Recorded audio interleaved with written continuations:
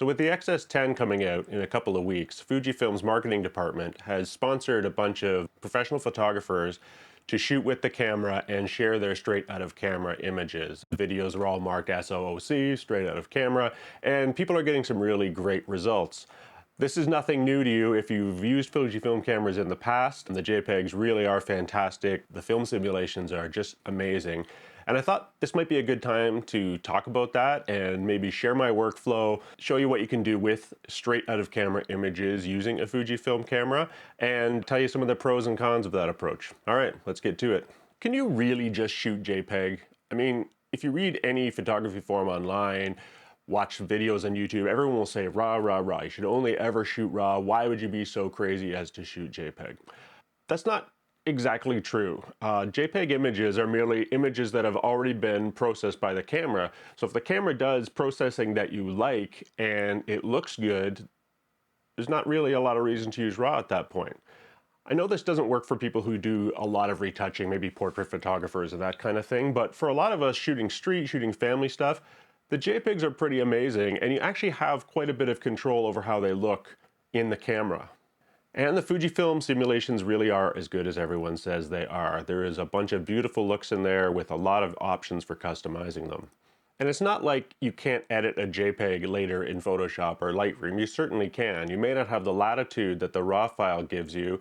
It's harder to change white balance and things like that, but you can still edit the image quite a bit, and you're not tied entirely to the look that's baked in from the camera.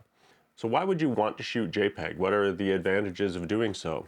Well, first up, they take up less room on your memory card, so you can shoot more images on the same card. It also takes you less time messing around in an editing program later to get a look that you want. If you're happy with the look that comes out of the camera baked onto the JPEG, then you're done. It's that simple. Also, you instantly have a shareable image straight out of camera that you can immediately post to Instagram or Twitter or wherever you're posting your images, or share with friends and family without having to go to the computer and edit the file in Lightroom and export it and then share it from there. So that saves you quite a bit of time.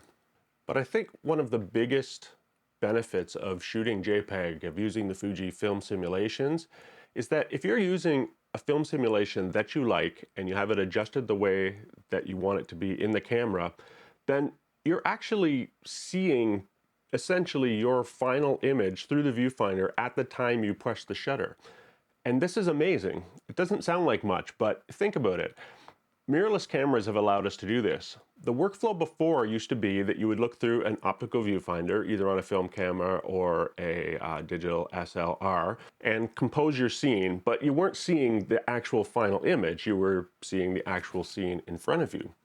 From there, you then captured the image, doing your best to make sure your histogram looked nicer on film, carefully metering and getting the right exposure. And then you would finally realize the final image either in the darkroom by making a print of your film, or in Photoshop or Lightroom by doing a final edit of the RAW file. With mirrorless, the image that you see at the moment you click the shutter is essentially the final image. This keeps you in a creative headspace versus a technical headspace during the act of shooting. And that's amazing, because the way that you see the image, what you're actually looking at, will affect decisions you make while shooting.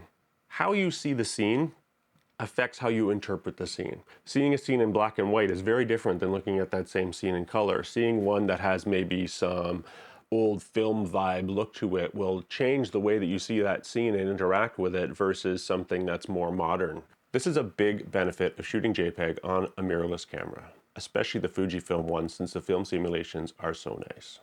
Okay, this all sounds good, so how do you make sure that you're using Fujifilm's film simulations when you shoot? Basically, you always are. Even if you're only shooting in RAW, the camera needs to convert the image to a JPEG using one of the Fujifilm simulations to show it to you on the monitor or in the EVF. So you're always using them, whether you know it or not.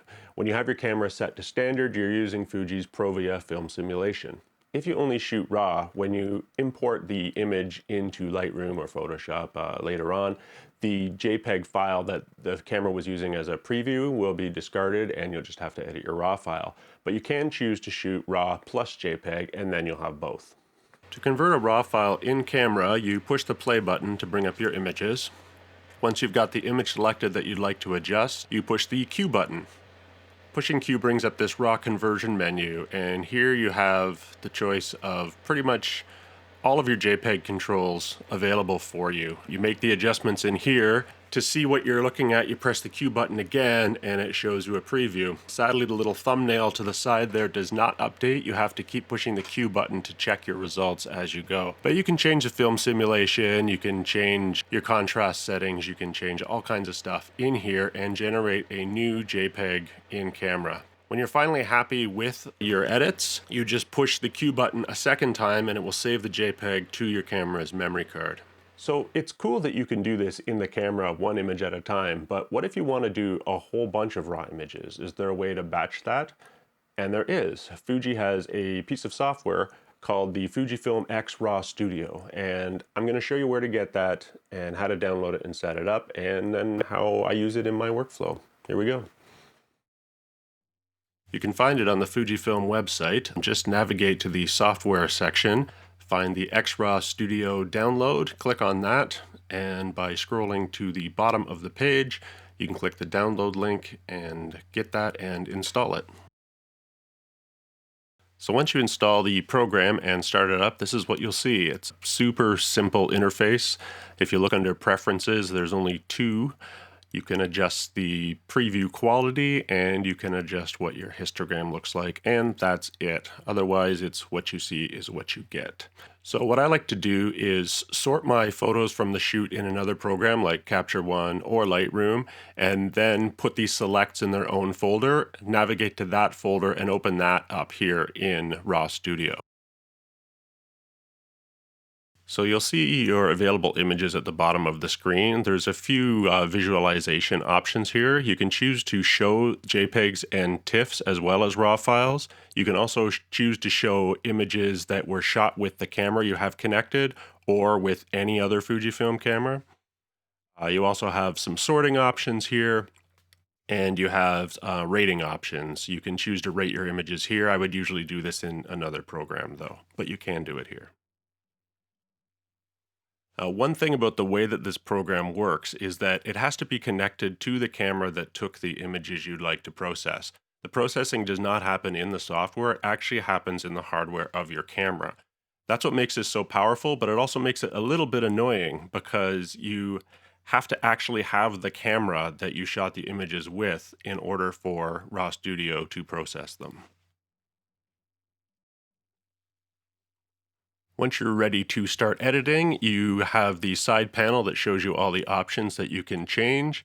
And it's fairly extensive. It's pretty much everything that you could set on the camera, only now you can do it after you've shot by processing the RAW file. So yeah, you have white balance settings, white balance shift, all your film simulations. You can control things like the dynamic range if the image was shot at a high enough ISO. Dynamic range settings of 200 and 400 each have minimum ISO settings for them to work properly. Your files will come in as shot condition. It's the very top option in the top right box, which means whatever JPEG settings you were using at the time you shot, even if you just save the file as a RAW file, will come through as your in-shot condition, and from there you can edit them. One of the best features of the program is the ability to save your settings under a variety of presets. You have as many as you want. You can name them whatever you want, and as you can see, I've got quite a few set up here. A lot of these are from the Fuji X Weekly blog, which a guy named Richie Roche runs, and he does a great job of coming up with really amazing film simulation presets for Fuji cameras. I'll put a link in the description so you can go check his stuff out because it's super cool. You can see I've got an awful lot in here. Almost all of these are based on his initial simulations.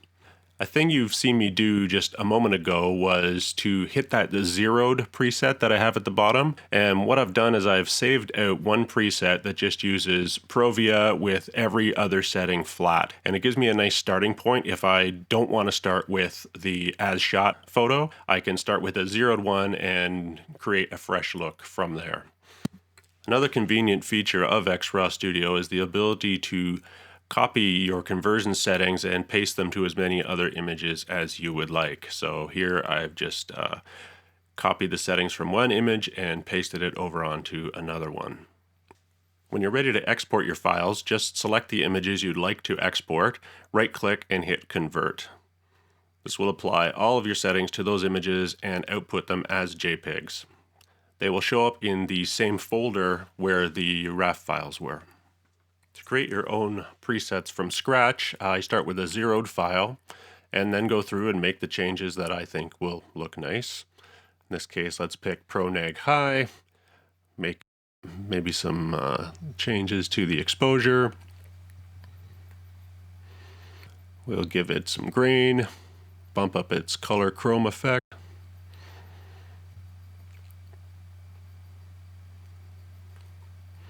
Make a couple more adjustments here to the highlights and shadows and give it a little more dramatic S-curve. And maybe bump up the color. Alright, maybe not the greatest preset in the world, but let's save it anyway. So to save your presets, you just go to the top, hit save, give it a name. I'll be uncreative here, we'll call it Pro Neg Custom. Hit OK, and there you go. Now it's saved. You can apply it to any other image you'd like. Select an image, scroll up here, it's in alphabetical order, find your Pro Neg Custom, click it, and boom, you're done. If you decide that you don't like that preset and you would like to get rid of it, it's a simple matter of right-clicking, deleting the preset, and that's it. It's gone. And that's how XRAW Studio works.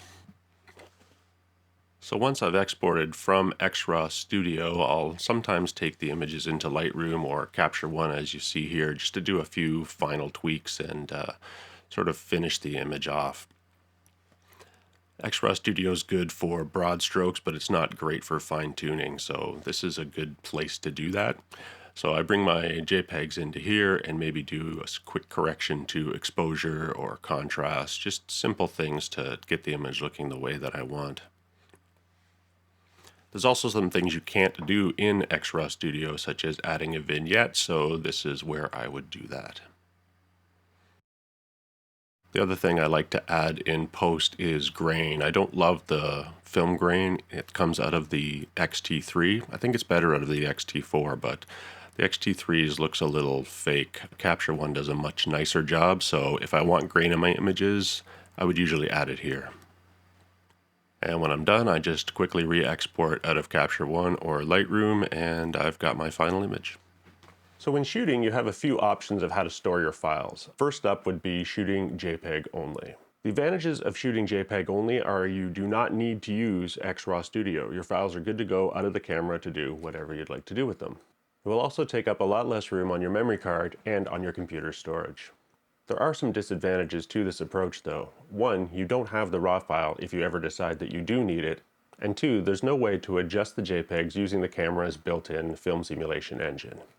You could also shoot RAW plus JPEG in the camera, and this has a few advantages. First, as in shooting JPEG, the images are ready to go. There's no need to use XRAW Studio. You can download them from the camera and share them and print them and do whatever you'd like. Since you now have a RAW file, you can go back into XRAW Studio and make any adjustments you like using the in-camera film simulations. And third, you have a RAW file if you ever need it in the future. Lastly, you can choose to shoot RAW only, and this has its own advantages and disadvantages. First, you can use XRAW Studio to edit your files and get any look you want using the camera's built-in engine. Secondly, you have the RAW if you ever need it. On the other hand, you're going to need to use XRAW Studio or Lightroom or Photoshop or some other piece of software to convert your RAW files into JPEGs. And although it doesn't take up as much space as shooting RAW plus JPEG, the RAW files are larger than the JPEG only approach, so they'll take up more space in your storage and on your camera.